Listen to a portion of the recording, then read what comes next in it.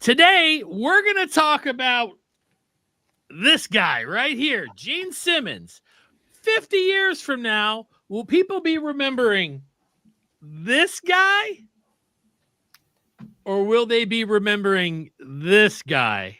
We're going to talk about it today on Podcast Rock. Hey, by the way, did I mention that we have the demon Dale Torborg with us from WCW? We're going to get into that too today on Podcast Rock City Live.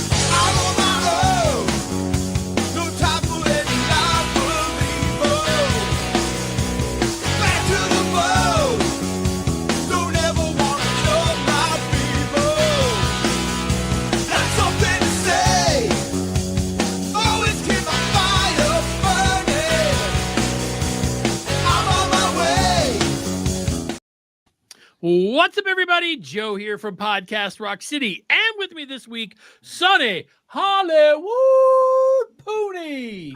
What's up, people? You know, Gene's still the only original I've met. Really?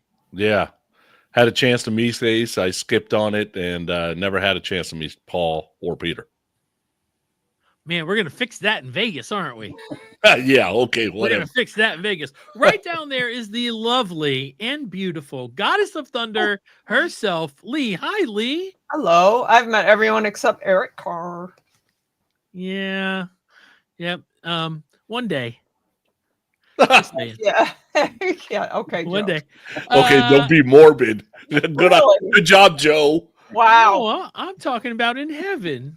I know, but okay. I'm going to heaven, Lieutenant Dan. And right up there is the demon from WCW, Dale Torborg, close friend of Lee, everybody. Hey, how you doing, Dale? Doing great. Great to see you guys. And Lee, thank you for reaching out to have me on today. Thank you for coming on. We love it. Yeah, I love your shirt, by the way. Oh, yeah. Show everybody your shirt. It's a demon shirt. So good. Love it. So good. Okay, so a lot of people don't know this, but when we first started this show going on, 13 years ago, our first guest ever was Dale. That's right. And we didn't know what we were doing. We basically took a microphone and stuck it in front of a telephone, and we interviewed him that way, and it somehow worked. I don't know. I think I was in a hotel in like Phoenix or somewhere like that. I do remember funny. I was in a hotel at that point.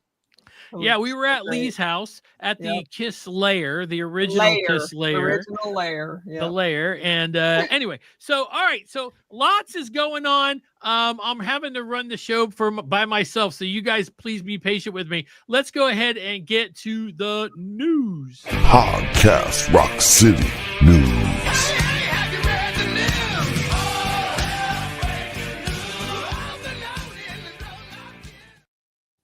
So I couldn't remember if I mentioned this on the regular show last week, but the company NECA that makes action figures is putting out the Ben Cooper Kiss costumed action figures. And I have to say, they look pretty great. Lee, what do you think? They're adorable. I love them.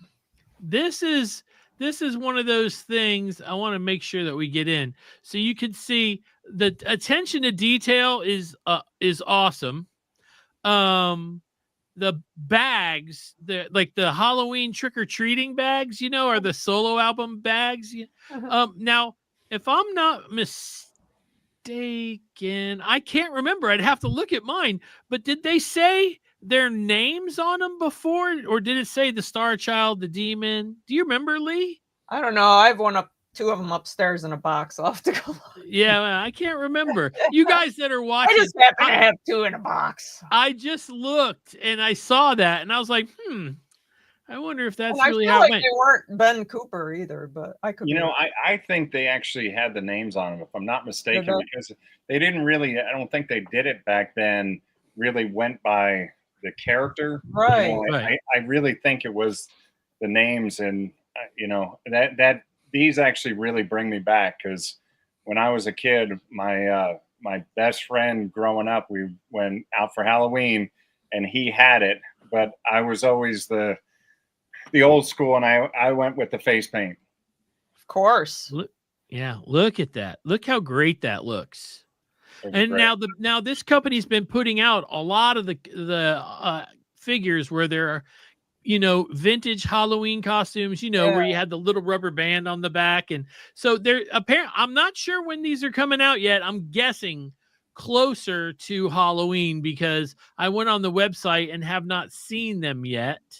But this is one of those things that I think is pretty cool. They're so cute.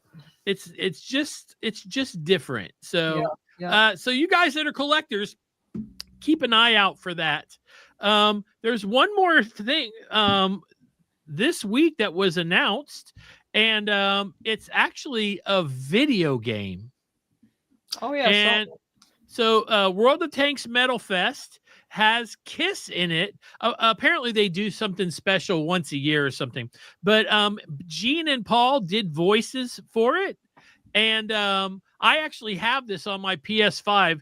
I think it comes out the package that you could buy to get the Kiss tank and the characters or whatever. I think that happens on 2 days from now. I think it is. So if you guys that are gamers, check it out. It might be fun. I can tell you playing the game is fun. It's basically run around and shoot other tanks, and blowing crap up is always fun. Right, Sonny? Of course it is. Yes. The Kiss Army, dude, immediately, this is what they're going to do from now on. They're going to end up in everything. Dude, if you want the brand to live, it has to show up in a lot of places. It can't just show up on the Kiss cruise. Sorry. No, good point. Yes. All right. So let's get to Dale, because Dale, he's got some big news too. And the big news was yesterday. 26 years ago, the Demon character on the WCW was released. Now, I can remember getting a magazine or something and seeing that there was talks for it happening. And I already had watched pro wrestling. I loved it. Me and my buddies, we all lived together. Professional wrestling was every Monday night, and we watched it. And then when the debut happened, I remember, to me, it was wonderful. To me, it was amazing, and just a short time later, you wind up taking over the character from Bryan Adams, who debuted as the character. You just told us, never wrestled as the character. No. And how long did you do it for? I did it for probably almost 3 years, and then I not only with WCW, I ended up doing it with the XWF, which was a Hulk Hogan group that we shot a bunch of stuff out of Universal Studios in Orlando. That was a lot of fun. I mean, we had Piper and Sable and Jerry the King Lawler. We had everybody, and it was really a fun time, that XWF. So I continued to do it. Most recently, I did it for TNA or TNA. I saw that. So, I in my head, that was my final match, because when I did the tryout match for the Demon for WCW, I did it with Johnny Swinger, and Johnny was one of the guys at the power plant in Atlanta back in the day. And the way that the whole character came about, I had heard, similar, a lot of people, they heard through the grapevine that they were actually going to do a character. And, being a huge Kiss fan and a Gene fan specifically, basically since the age of 5, my brother brought home the Destroyer record and I was hooked. And, to have an opportunity to do a character that was based on Gene's alter ego, for me, it couldn't get any bigger. Mhm. And I had been on the shelf. I blew my knee out at the United Center doing a jump kick, dislocated my kneecap, partially torn ACL, torn meniscus. I mean, destroyed that knee. Ended up being on the shelf for 6 months, came back to the power plant and thinking I'm going to see how it feels. And, I kind of jumped around on the ring, just kind of testing to see how that knee was going to hold up. And the old WCW power plant had a phone system that would ring through the entire power plant. It was like an old carpet warehouse.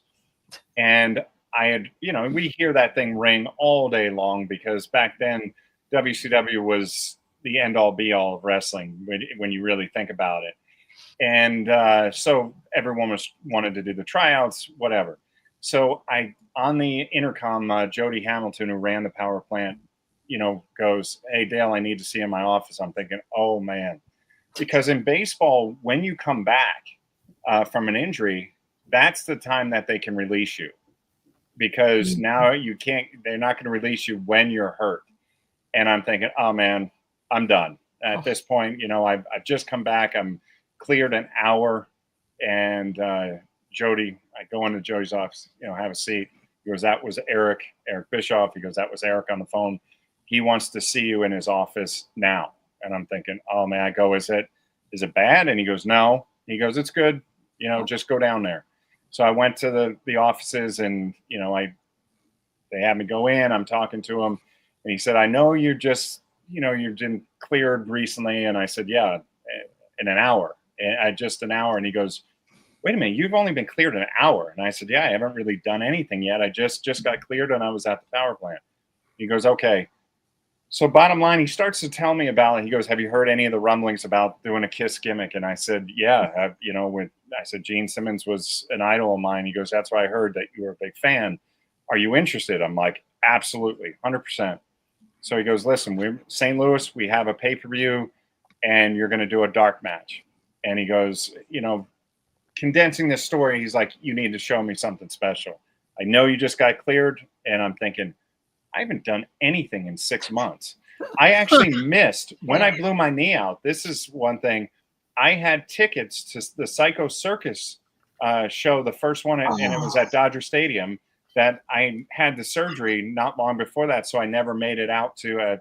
Paul Gargano from Metal Edge had tickets for me. We were supposed to go do that, and it's funny how I was so bummed when I blew my knee out that I missed the Psycho Circus concert. But then you look at it, things I guess happened for a reason that I ended up, doing the tryout. I went to St. Louis, met my wife in the airport when we landed in St. Louis, met her for the first time, and then went through the whole match. And I remember saying to Johnny Swinger, "Listen, if my knee's going to go, I have a feeling it's going to go on a drop kick." So I said, "Let's not waste any time.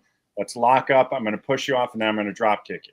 Oh. And so when I landed it and I went, "Okay, it's good," then we went on. I think we had a 10-minute match. But the interesting thing is, as I was getting ready for this, I've never been as nervous before that match or since.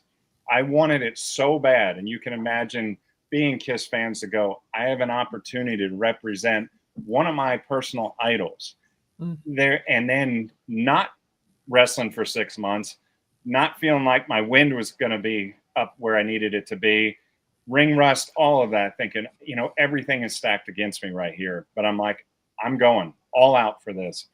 And so as I'm walking out, I remember I had the Psycho Circus, the clown, that glow-in-the-dark clown shirt is what I wore. And Eric Bischoff, as I'm walking, getting ready to go through the curtain, Bischoff pulls me back. And he goes, "I want you to do Gene without doing Gene." And I'm like, I'm stunned because I'm like going, what the hell does that mean? Talking about? So I'm like, I don't, and again, I just said I was nervous as can be, thinking about not missing any spots and doing something special and blah, blah, blah. So I'm like, screw it, man. I've got to just do what I got to do. I won't stick out the tongue, but I'll just kind of do the essence of what I think they're looking for from that gimmick. So I did that without trying to tip off that we were doing the Kiss gimmick. Go through the match. Go through everything's great.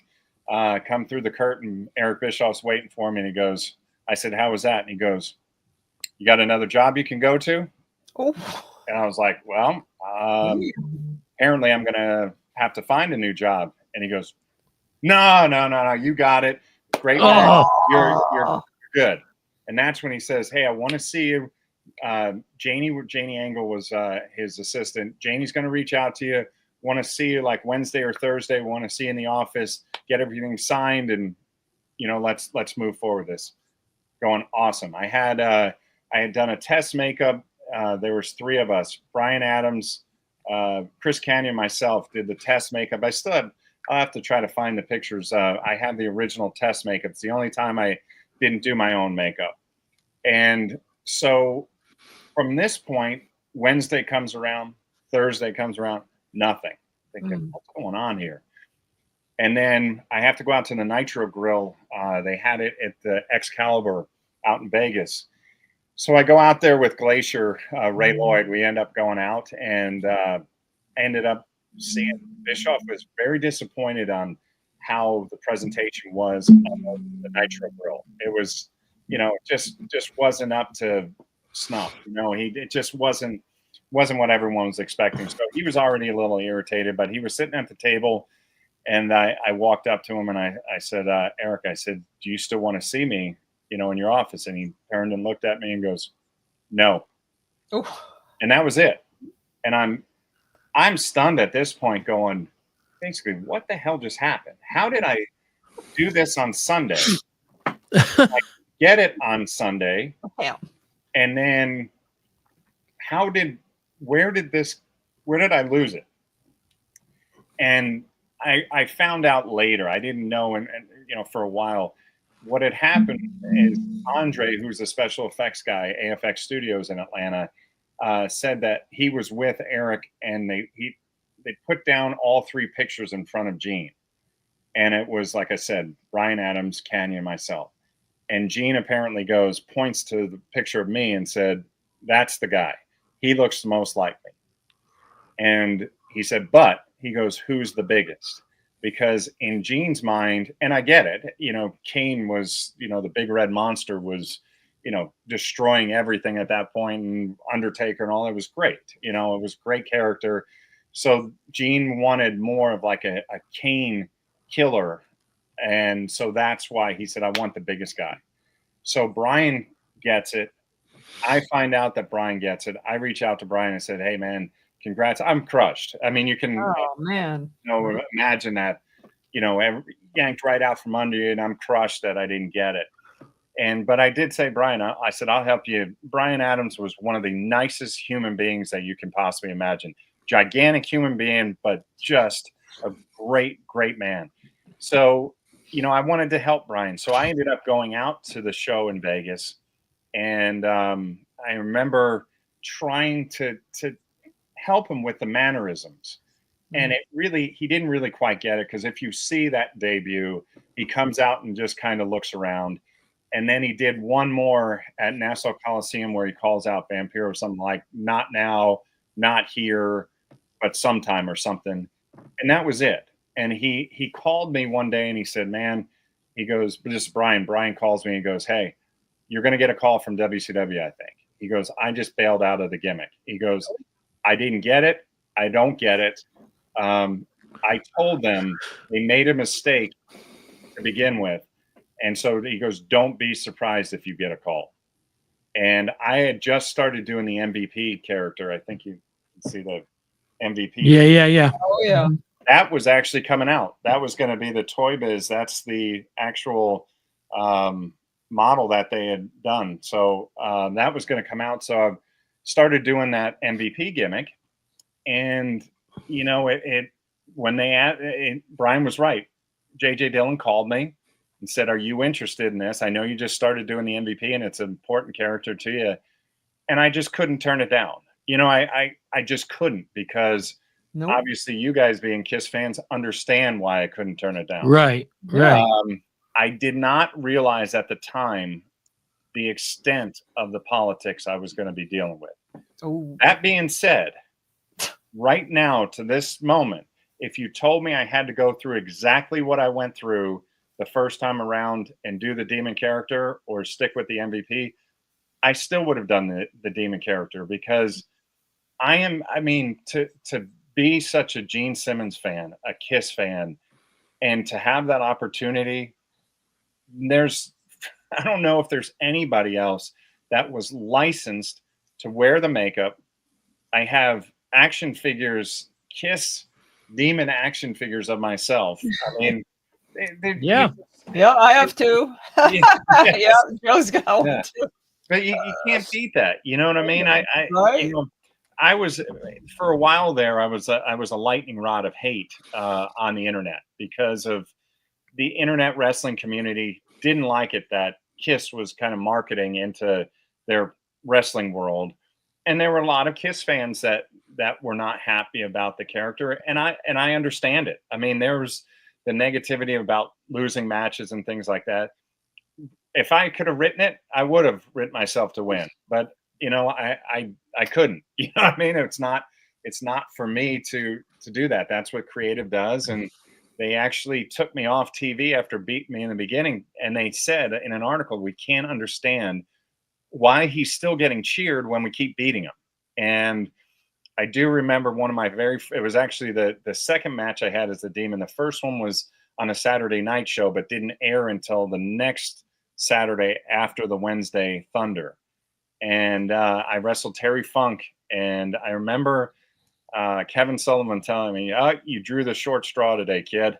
You got Terry Funk and you're putting him over. And I'm like, okay, not understanding, go, man, this is technically my debut and I'm going to lose my debut. This is not normal. But I'm like, you got to do what the company says, or else you're done anyway. And I remember him saying, don't worry about it. You're going to fulfill the contract. You're going to be wearing makeup. No one's going to know who you are. We'll take you out of it. We'll put you back in the MVP and we'll push you. And I remember getting thrown out of the ring. I hit the guardrail and some dude leans over and goes, hey, Torborg, you need a pinch hitter right about now? And I looked up. Yeah. Oh, man. I am great. And yes, I do need a pinch hitter. Have you ever thought about writing a book about the experience? A lot of people have talked to me about, just in general, my life. I've had some amazing experiences between professional baseball and professional wrestling. A lot of different things. I worked on. I was a film major at Northwestern, and the baseball world of growing up, the son of a former major leaguer, and growing up 10 years from like ages 7 to 17 in Yankee Stadium. Being around the old timers day games and seeing Mickey Mantle and Roger Maris and Whitey Ford. And, none of it was lost on me. I wish I understood a little bit more about the what these guys meant to the game of baseball when I was younger. Right. But again, I'm, 11 years old or something, and 11, 12 years old. And, I understand more now, but it's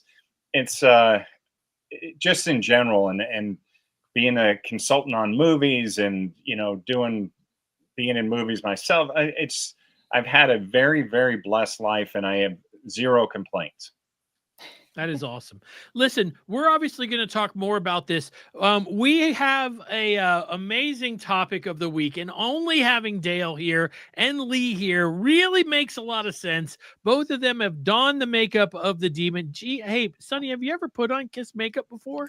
Nah, dude, I don't have the artistic ability to do something like that. You're lucky I take a shower every day. I'll paint you up, buddy. I'll paint you up next time. Now, if somebody wants to paint me up, I'm in, but I wouldn't be able to paint you up. myself. Oh my God, that would be so much fun. I've only, in my lifetime, I think I've only worn Peter Criss makeup, and that was during the reunion. But I'm sure that didn't look great. Okay, so Dale, thanks for that story. There's so much more to talk to him about, and we're going to get into it. But, it's time that we get to the topic of the week. Podcast Rock City Topic of the Week.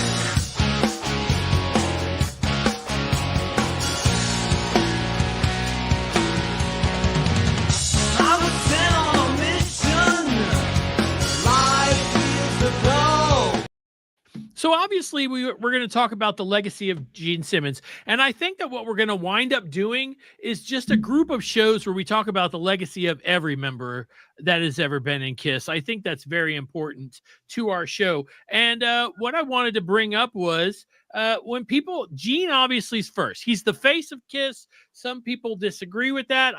That's just where I stand. I think most people do. And when we think about KISS and we think about Gene Simmons, this is what we think about, right, Lee? Yes. So here's my question. Do you think that Gene, okay, so Gene at the beginning was he was dark, he was scary. Yeah. Do you think that still stands? Do you think that you know what I'm saying? Is that still there at all? It's kind of, in my opinion, no, because he's he did that whole TV show where we got to know him. We saw him, wearing a red onesie on the toilet. He's just not scary anymore like he was. He's, as he's gotten older. I mean, I still love the character, obviously, but he became kind of funny on stage, doing funny stuff, and I don't feel like we're not 12 anymore either. And we're not 12. And there's the Sure. mystery. The mystery's gone. Let's be honest. Back then, the mystery was a big thing. You had no idea who he was. Sonny, do you think that okay, financially, Family Jewels helped him, but do you think that as far as his legacy goes, it hurt him? I don't think it hurt his legacy as being the individual Gene Simmons, right? So if you want to talk about the guy who's out of makeup, that is a iconic figure in the music business, it didn't hurt his legacy there. I don't know if every person who ever watched Family Jewels understands what the demon's all about anyway, right? Or if they're really KISS fans or they're just reality TV fans. Right. I think, this whole, is he still scary, or people see him as a scary person, blah, blah. I don't know about that, because anybody that in horror, in entertainment, that you still think is scary by any means still has the mystique and was never solved, right? You never saw them as a normal person ever. Right. So Like that's hard to keep. Yeah. That's hard to keep. Yeah. Dale, let me ask you this. Okay, so let's go back to professional wrestling a little bit. When I was a kid, the man was Ric Flair. Ric Flair was the man, and the way you looked at him was specific. He was the man. To be the man, you got to beat the man. He was the guy that they put the title on. He traveled all around the country, and he was the champ for the entire country, basically. Now, when you mention Ric Flair, he's kind of become not necessarily a joke, but just the opposite of people don't talk about him the same way. You know what I mean? And do you think that is what Gene did by doing like Family Jewels, and whenever he speaks, how he's just he repeats a lot of the same lines? Do you think that Gene is on the verge of that, or is he already there? Here's the thing. I mean, one is age catches up to all of us, right? And it's kind of what you're talking about, what Lee said, and Sonny, but the curtain's been pulled back on pro wrestling. I mean, the curtain isn't even pulled back. It's gone. I mean, the curtain's gone.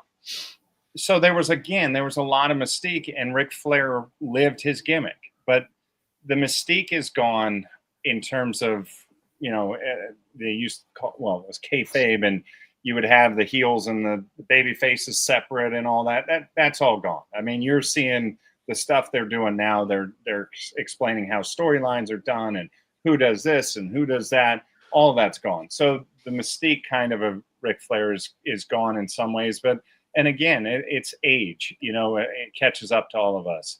For Gene, to me, he'll always be that icon for me, no matter what. No matter what, he's that icon. I love the makeup. I love the outfits. But I had a certain time in my life that I thought was the ultimate time of Kiss was Love Gun. I mean, I love the outfits. I thought that for me, that was, shoot, I was probably 6, 7 years old, 7, 8, somewhere in there. And that was such a huge time for me. And I remember when kids would come into my room, they would freak out that I had Kiss posters everywhere. Now, we're probably all a little warped that if you're like me, that kind of put me to sleep. I would look at those posters falling asleep at 7 years old, and that's what I would fall asleep to, where other people were scared to death. The early Gene of, the what was it, Mike Douglas show?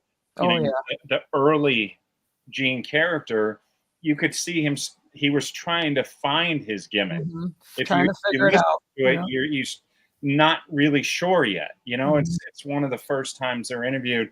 He got into that gimmick, and I think the mystique of the makeup coming off, the Asylum, Crazy Nights, a whole different deal. I loved Revenge because Revenge kind of put him back into that demon character without the makeup, if you will. So my question to you guys too is, do you think that Destroyer and Love Gun, the artwork, is what helped propel Kiss to superstardom as superheroes? Ooh. Sonny, what do you think about that? Yeah, I think it helps because it mass markets them, right? There's no other way to do that in that era. And, it puts them pretty much on anything you want to put them on. And it's so iconic that you can still see it over and over and over. Yep. So, yeah, absolutely I do. I feel like the comic book did it for me. Like seeing them in that, with the blood, the comic book on the first one. They were superheroes to me anyway, but then it was like, oh, I didn't even think they were human, honestly. So when they took the makeup off, I'm like, oh, they're human. Okay. Yeah. And I remember literally thing in my brain. I don't know. I mean, everything that we used to try to do is try to find some kind of magazine, something without their makeup on or covering their faces. It was just covering half of Paul's face to see what he. Yeah, I mean, it's really. I mean, I'm so glad I grew up when I did, because what we're on right now would have destroyed the mystique of Kiss, because I went to high school with this guy. There it is, and it's done. Okay, well, we know what they look like now, and so I'm glad we didn't have all this back then, because the mystique is what I think really made Gene that kind of scary kind of character. And I just, the dragon boots, everything, the blood, the fire was just, I mean, it was the perfect gimmick, I thought. In wrestling terms, it was the perfect gimmick. So is it still scary? I don't think kids are scared of it, anything these days, with everything they can see. Facey now, that's not scary at all. But he's still, he will always, to me, he'll always be the icon no matter what. Yep. Lee, Dale, go ahead. Dale had a good point though about age, right? So I'm going to give you some examples that aren't Kiss. James Dean was cool and will always be cool to people that know who James Dean was. The man died at 24 years old. You never see him grow up. Forever young. Henry Winkler is 79. He is no longer the Fonz. He is the Fonz. He was the Fonz. Yeah, he is no longer the Fonz. We have seen him do some things that are not Arthur Fonzarelli. I'm sorry. Okay. Yeah, like the water boy. Right. The man is 79. He gets to grow up, right? Just because he had this iconic character at some point in his life, he does get to grow up and have a life later on. Right. Yeah. He'll always be the Fonz, though. Do you, Lee, let me ask you this. One of my favorite things to bring up to people, so I watched a few episodes of Family Jewels, and that's when I was like, this is not what I do not want to see this side of Gene Simmons. I did not want to see him like that, where they made, obviously the show was scripted, I guess, to a point, and it showed him fumbling and bumbling, very Fred Flintstone like, always being saved by somebody on the outside. I always go back to the Gene's car broke down in the desert. Here comes Carrot Top. Who's to the filming rescue. him walking alone? Yeah, you know, and but like one of the things that I bring up every once in a while is there was some news story that was happening, and TMZ showed up in the airport to meet up with Gene to ask him what he thought about this news story. And as they're approaching him, he's eating a hamburger and he drops it on the floor and then picks it up and starts eating it again. Oh no. And I remember thinking to myself, the demon would never have done that. The demon would have never done that. Do you think that just before you would never see them on television the way we have? Once they took the makeup on, they were always on. They were on TV all the time. We could see them on MTV. We could, but before that, it was very rare. Do you think that just mass media, Lee, is giving us too many angles of what this guy was?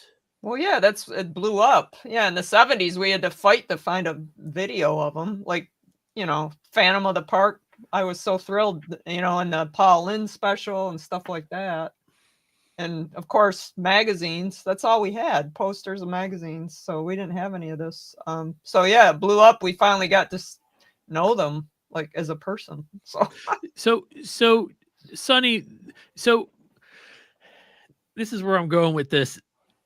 How many times have you heard Gene say, that's a big word, like gymnasium? All the How time. many times? It's his thing. No, Right, I understand that, but It's his thing. He's become kind of funny. He told me I was powerful and attractive. So, well, the truth, it was the truth. Yes, Sonny, it's his thing. But do you think that that's like for Kiss fans? Do you think that they're like, when they hear him say it, they're like, I still laugh. They probably do that, but if you were to ask 100 Kiss fans, who's the most likable guy in Kiss? You pretty much get everybody say Gene because of he's like that, right? He's willing to be a human. Now, I guess if you want your demon to be a demon jumping around like he did on the Paul Lynde show, good for you. He's too old to be doing that, so he's not going to have that. So I'd rather let the guy be a human. I'm more interested. We'll never know this, but like when Paul sees the demon character wrestling, does Paul go, "What the hell is going on?" Actually, Dale, why isn't it me? Dale, they were planning on having other characters, weren't they? Yeah, we were. When WCW ended, we were starting to look for more of the guys that could play the characters. It was supposed to be the Warriors of Kiss. And then they were also supposed to have the Girls of Kiss. Were supposed to be on there too. Again, but a lot of the politics crept into it. But they were saying, actually, we can do something with this. And I want to say, I think they really understood that I loved the band and was going to do anything for it, because there was times they wanted to make the gimmick look silly. There was a time they wanted me to wear, lack of better phrasing, a white wife beater shirt, and boxer shorts. My outfit was stolen as part of the storyline, and I ended up getting. I actually have them still. The shorts. I ended up having custom shorts made, and got a black tank top wife beater, and went out there with my platform shoes on, and they were pissed off that I did that. But I'm like, I'm not going to make it look stupid. I'm like, I'm going to protect it as much as I can. And to kind of go back to the family jewel stuff, one of the things that always happened with wrestling is that everyone always kind of, it's fake and this and all that scripted. And you're going, what people don't realize, those reality shows are just as scripted or more than pro wrestling. So anybody that thinks that those shows are like, this is the real deal, this is really how they are, it's scripted. There are multiple takes on things. It's not all of those reality shows like that are scripted. Just like I said, as much or more than pro wrestling. Now I know because when we interviewed you 12 years ago, you told the story. I'm going to have you tell it in just a little bit, but I'm holding on to this because I know it's so good. But I'm gonna just so you're ahead of the curve. I'm going to have you tell the story about learning to breathe fire in the men's bathroom. In Jones Okay, Beach. And I was just at Jones Beach a few weeks ago. and we're going to talk about that. Sonny, let me ask you this. 50 years from now, when people think of Gene Simmons or the name Gene Simmons comes up and they're not getting confused with the act, there's no way 50 years from now the old Gene Simmons, the actress, is going to be remembered. I think it was it. Yeah, compared to 50 years from now for Gene. I think Gene Simmons, the actress, has probably been dead 50 years, or I don't know. I just made that up, but it's not true. But so when they show Gene in a news story where they say something about Gene Simmons, will they be showing him without the makeup or will they be showing him with the makeup? Yeah. So what'll happen X amount of years from now when unfortunately Gene passes, you will see news stories of them flashing Destroyer Love Gun era, most likely, and then going to Family Jewels, and then going to Reunion, and then showing some of his movies. So it will be back and forth with Kiss being said over and over and over, but the makeup being secondary to the entertainer and the icon. Got you. Okay, I like that. That sounds pretty good. Dale, do you agree? Not necessarily. Yes and no. I think Gene's makeup and that face and that tongue are some of the most recognizable features anywhere on this planet.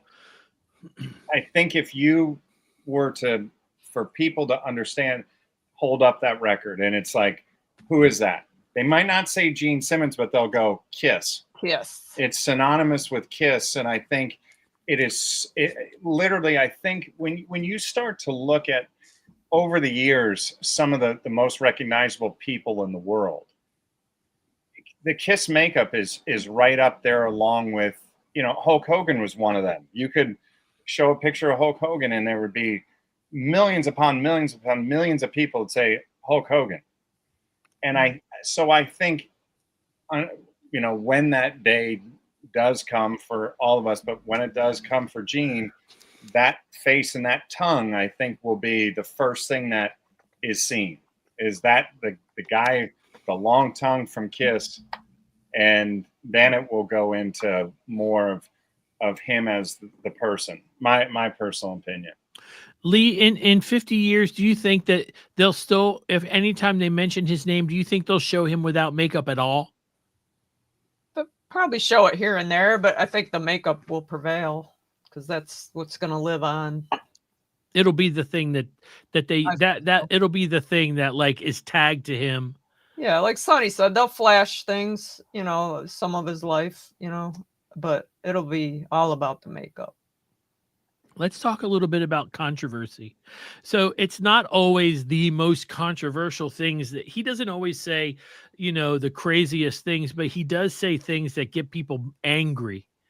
Okay. Such as, rock is dead. Rock music is dead. And I recently saw they were I guess a couple of the guys from AC/DC were being interviewed on something. And they said, Gene Simmons says, rock is dead, and Angus, I think it was, goes, who? And so that, to me, that's the danger of being as outspoken as he is that you get people who normally would be like tied to you, because AC/DC is tied to Kiss, taking a step back and going, who's this guy? Sonny, do you think that the things that Gene has said over, let's say, just the past 10 years have been kind of the thing that make people, whether it's Rock is dead or whether it's trying to trademark this, and people are like, I can't believe you're trying to trademark the hand symbol and blah, blah, blah. All these things, do you think that they've just been ways for Gene to stay relevant, or do you think that they have hurt him, or both? I think they've helped him stay relevant. I think they've helped him make money. I think they've helped people say his name over and over. And Angus Young, I don't hate AC/DC. I think AC/DC is fine. They're just being a hater. Dude, anybody who says in the music business they don't know who Gene Simmons is, bullshit. Right. You're jealous. He makes more money than you because he's willing to. Well, I'm not willing to do. I just heard, I won't say who the musician was. Maybe I'll tell you off the air. But I just read an interview about a musician who said, been working his whole life. And yes, he could have made more money, but money wasn't important to him. So he lived the life that he lived. Dude, if you would have made money, money would have been important to you. But since you didn't make any money, now the story has changed. And anybody who made money sold out. Really? Right? So to me, I think it's a mix of this jealousy, and it's a mix of Gene's going to be who he is because he's not going to stop being who he is because that's how he makes money. And you hear about that more than you hear anything. When you hear Gene Simmons' name, you hear, oh, yeah, that guy, he has money. He knows how to make money. He's a good businessman. He's a this, he's a that. Sometimes you get some jealousy out of that. That's unfortunate. Yeah. Dale, can you think of any comments that Gene said where you were like, "Ooh," like the Rock is dead thing, Well, if you really peel back what he was trying to say, I think the music business, if you go back to the whole Napster thing and the MP3s and how the music business developed over time and the DVD, CDs, the cassettes, CDs, blah, blah, blah. It's so much harder for the longevity of these bands these days. And he's right in what you're really, looking at is who are the big selling acts during the summertime? Who are they? They're established from when we were younger. In the 90s, I just, and this will coincide with what we're talking about with the fire breathing thing later, I went and saw Creed at Jones Beach. And that tour is going crazy. I mean, they're selling out everywhere. And you look at it because people are longing for those big, arena acts. And we just lost an incredible talent in Ozzy Osbourne. So now we're down another one. Mm-hmm. And you're looking at when Gene talks about who's next. Like when you looked at the Van Halen, Kiss, Led Zeppelin, AC/DC, all of them in that time frame. Then it starts to dwindle down and dwindle down and dwindle down. And who do we have now? It's a lot of the pop and rap artists are huge, right?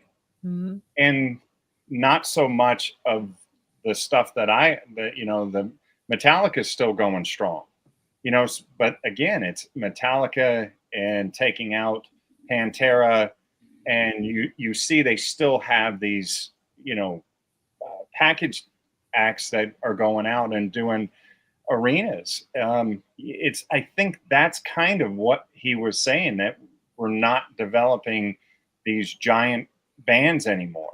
And, one of the things that Kiss was so great about was you had 4 distinct members, 4 different characters, 4 guys that sang songs and, kind of like the Beatles. But you start to see as time goes, there's not a lot of Aerosmiths anymore. There's not a lot of, that era of the hair bands of, Poison and Def Leppard and Motley Crue, and I just think that's what he was trying to say. It's not the same as what it used to be. It's the other music genres are taking off in the country. Like I said, I mean, Taylor Swift and the Katy Perry, those huge arena tours. You don't really see a lot of the rock acts that are coming out now being able to do that. Sonny, now you do another show with a guy I never mentioned on this show, and you guys obviously talk about new music as a lot. So, is there anything that you've heard come out, right, that you say one day this will be as big as Def Leppard? One day this will be this band, or do you think it's impossible for bands to get to that level now? Impossible. There's too much of it. It's too hard to be as accessible as you need to be to have longevity. It would cost too much money, right? Like I think somebody was saying Ghost is a great band. Yeah, Ghost is a great band. Wonderful. There's a couple of problems with them. One is they're not accessible to everybody because they don't make music that everybody loves. It's not melodic enough. It's not memorable enough. It's not hummable enough. It's good stuff. I like some of it too. But it's only going to catch the folks. They're the Pantera of today. Like Pantera wasn't selling stuff that was going to be on the radio either. And there's no radio. So where is it going to go? Right there, it's dead. And the way now, people buy music too. Yeah. Is rock dead? I don't know if rock's dead. I think the day of a huge band being huge is dead, unless you're pop. Mm-hmm. Basically, pop is going to be it. I don't even know if R&B and rap can do it anymore. It's pretty much all pop. Or you got to swim into country and then swim back into pop somehow. Or like you can't just be one. And just with, they're friends of mine, so I'm bringing it up is Alter Bridge. Alter Bridge's music is, to me, absolutely one of my favorite bands. Absolutely incredible. And again, it's three of the original members of Creed with Miles Kennedy. Miles Kennedy is a fabulous singer. And I just listened to Mark Tremonti let me have a sneak peek and listen to his newest Alter Bridge album. And it's amazing. They have like another 9-minute epic song. They sell out. They're huge overseas. But they have to go overseas because they can play venues here, but not arenas. But they play all the huge festivals. They do great overseas. Yeah. Lee, do you listen to any new rock? What's the newest band you listen to? Like on the regular? I don't. None. At all. In the 70s and 80s. So there's so nothing. Everybody knows that. But nothing new has grabbed your attention. Not even like Ghost, where they wear the makeup and they do the show, or Slipknot. Just nothing. Not really. I mean, I saw Ghost accidentally. They opened for Maiden, I think it was. Yeah. And they were entertaining, but I didn't think the music didn't grab me, like where I'd buy an album, which we can't buy albums anymore. I mean, you can, but it's cute that you think Slipknot's new. That's cute. Slipknot is classic rock, dude. Okay, no, I understand. You're old now. Right. But like when she said 70s, 80s, and Slipknot is more what, late 90s, early 2000s. Yeah. So that's what I was saying. I listened to like Cheap Trick is coming out with a new album. So does that count? No, it does not count. You got Mammoth. Mammoth is a good band. With really good songs, but again, is it I do like Wolfie. He's funny on social media. He kills me. I really like him as a person. But I can tell you, Mammoth plus Dirty Honey plus The Pretty Reckless plus Hailstorm, the last album, all put together didn't sell 200,000 albums. Well, people don't buy music like they did. Like they buy like one song, right? So that's difficult to make money. They don't even buy the song anymore. So it's hard to make money that way. It's hard to make money, which means it's hard to promote and it's hard to be accessible. Right. And And again, Jordan, it goes back to what Gene ultimately, I think, was saying about, how difficult, and I'm sure they're thanking their lucky stars they came out when they did, because Oh, yeah. that music business changed so much, and Woo. So much. it is so difficult to make money, and that's, I think, ultimately what he was saying. yeah, I think that's what he was saying too. Jordan, I'm with you. I'm a huge Pretty Reckless fan. If you guys haven't, they are very old school rock sounding. I love that band. Okay, now before we go, I teased the story. I'm gonna ask the question at the end, but Dale, I would love you to tell the story so everybody could hear about how you learned to breathe fire. Yeah, well, WCW was doing this whole storyline with Vampiro and Sting, and fire, fire, fire. And I remember calling WCW and saying, "Hey, are you gonna have me in this storyline at all? And if so, do you need me to breathe fire?"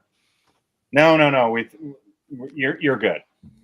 Well, luckily, Spiro started teaching me how to use water to kind of learn how to spit it first. So I Missed it. had a little idea how to do it, just the spitting of water. Well, it was a Friday night about 6 p.m. when my wife came out and handed me the phone and said, one of the producers, Craig, is on the phone. So he goes, "Hey, you ready for Monday?" And I'm like, "Yeah."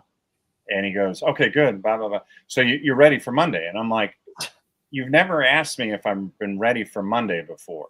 And I go, "What are you talking about?" "Well, you know how to breathe fire, right?" I said, "No." I said, "I called you guys a couple months ago to ask if you thought I was going to be a part of it. I would go and learn. That way I would know how to do it in case." So they're like, "Well, can you learn?" I said, for Monday. This is Friday at 6 p.m. Oh, And he goes, Can you?" And I said, "Well, Gene's the one who would have to teach me. Can you get a hold of Gene and can you learn?" And I said, I'll do the best I can. I'll call you back." So I reached out to Gene. He was tremendous. I mean, literally called me back less than 5 minutes after I left the message. And he said, "What's going on?" And I said, "They want me to breathe fire." And he goes, "When?" I go, "Monday." And he goes, "Monday?" And I said, "Yeah, like that's in a couple days." And I said, where are you going to be on Sunday?" And he said, "We're off." He said, we're at Jones Beach tomorrow. And if you could get to Jones Beach tomorrow, I'll teach you." So literally, I called wow. WCW back. I'm on the phone with them, get my flight. I'm sitting on the runway at 6 a.m., 12 hours later, going, "What the hell just happened?" And so I end up Spiro meets me at the front, Jones Beach, brings me back. He starts showing me again how to do all this stuff. He starts teaching me, and then Gene comes in, and he's like, "So where are we at?" Blah blah blah.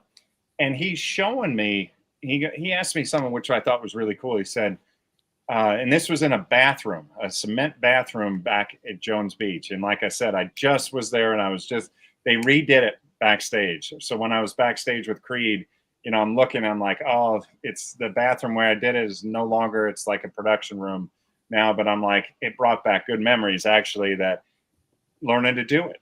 And I just remember sitting there thinking, "Okay, here we go." And Gene's like, "All right, let's see what you got." Mhm. And, a little poof. And he's like, "Let me show you." And, his Spiro does it first, and it's huge. Gene does it, and it curls up it hits the ceiling and curls around. I'm like, mine was like a little poof. And I'm like, "Oh my gosh, this is unbelievable." But he said, Do you know why I walk around with the flame?" And I said, You're trying to get the crowd into it, and it's all about the effect of it." He goes, "No." He goes, "I'm trying to find the wind patterns. Huh? I'm trying to find where the flame is going to be straight up and down. And, so I'm looking to see." Said every building is different with the air conditioning, and outdoor venues, you never know where it's going to blow, that kind of thing. And so, I ended up I practiced about 20 to 25 times back there with Gene and Spiro. And then I had to do it live on Monday Nitro. And it was, my wife had said, she goes, I wore liquid latex. I didn't wear the grease paint in the ring." And she goes, I could see you sweating through the liquid latex. And she goes, are you nervous? I said, I'm not nervous about. She goes, are you nervous about getting hurt? I'm like, no, I'm not nervous about getting hurt. I'm nervous that because you can put that flame out and it suffocates it. And I remember sitting there going, if I suffocate this flame, there's no coming back. There's no coming back from this. It will be the biggest laughing stock because it's live. There's no cut. Let's do this again. And I just learned it. But I remember hitting the flame, doing it, and there's more story behind it. But I do remember one of the coolest things is I got a call from Gene afterwards. After the show, I was in the hotel and I got a call from Gene, and he said, man, that was awesome. He goes, I didn't want to tell you how long I practiced it before I ever did it live. He goes, I didn't want you to think about that. He goes, but that showed some guts, man. He goes, that was awesome. And then to hear that from your idol and then to portray that gimmick, it's just, I can't, I know it sounds so cool, somewhat cliche, but it was, I mean, it literally was that whole gimmick was a dream come true. Like we talked about earlier. Who gets that? Yeah. How cool. Get to be your own action figure. All right. Yeah. Last question before we go. You guys that are watching, don't forget, we're going to go and we're going to do 20 more minutes right after this. You have to be part of our members only group. It's called the After School Special. So if you look on YouTube right now, there's a little button that says join. It's 99 cents a month. It doesn't cost even a whole $1. So you can join and you can come and hang out with us. Click the button now, and we're going to have some more talk. Lee, 50 years from now, is Gene Simmons remembered positively? Yes, because it'll be more Kiss centered. Kiss will remain a legend. Sonny? Yeah, it'll all be positive. All that negative stuff will be dead. It's almost dead now. Yep. Yeah. Dale? He will, I think, always be remembered positively. I think he's, again, there are very few icons that are like these four guys in this band that we love, but there's only one Gene and only really one Demon, and he will be remembered very fondly by, I think, so many, even 50 years from now. Right. Yep. I was thinking about it. Ozzy did not always get good press. He got a lot of bad press. And when he passed away, it seemed like there was nothing but good said about him. They let go the negative. Yeah. Right. As far as that goes. So I agree with you guys. I think 50 years from now, if the name Gene Simmons comes up in something, I watched a movie, High Fidelity, recently.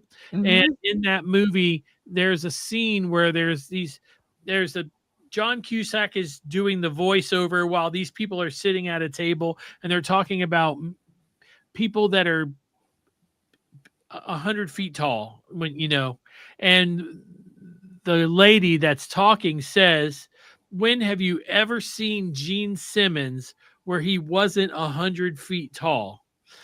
And I think that almost goes for 100% of the time. Even if he's being goofy, he still stands 100 feet tall. He still has this, some people might say ego, some people might say stage presence, but he definitely is 100. Well, everybody knows the difference meeting him just as a regular person and meeting him in the makeup. Right. It's a different experience. Yes, absolutely. So you guys can let me know what you think. Podcast Rock City 1. That's the number one.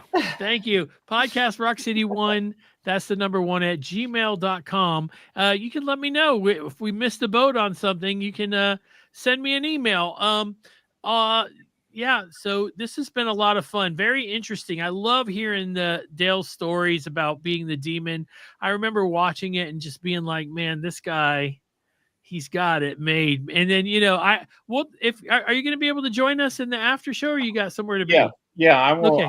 I'll definitely join you. And just a side note too is how Gene is always with me and in everything. And I sent a trailer to, we have my dad. We did a documentary about my dad, that will be out September 4th on 4th, YouTube, right. and I'll send you everything when the time is right.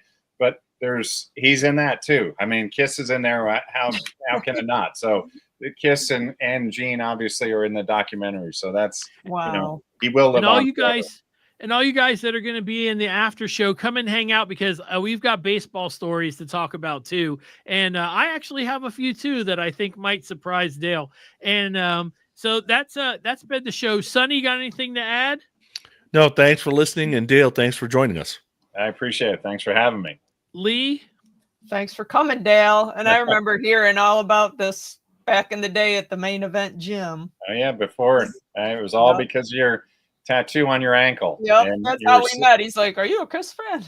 That's That Kiss is- fans always gravitate towards each Yeah. other. Don't we? And I yes, got to like, hear how he became the Demon. It was really interesting. that's so She's- amazing. I've known Lee so long. I mean, way before and through the whole thing, and she's never changed. She's she's one of my buds and always will Aw, be. thank you. Yeah, when I was in Florida for the Kiss Cancer Goodbye thing, I walked right up to you and said, "Hey, I do a show with Lee. You want me to call her?" You were like, "Yes, call Lee." And I think, were you at a convention or something, Lee, that day? I think you were.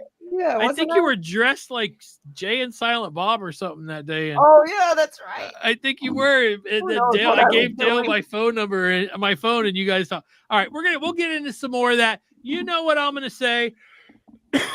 Excuse me. We love Kiss, and we love Kiss podcasts, most of them. And you're gonna hear the commercials for all the ones that we love right after this. In 3, 2, 1. Peace. Peace.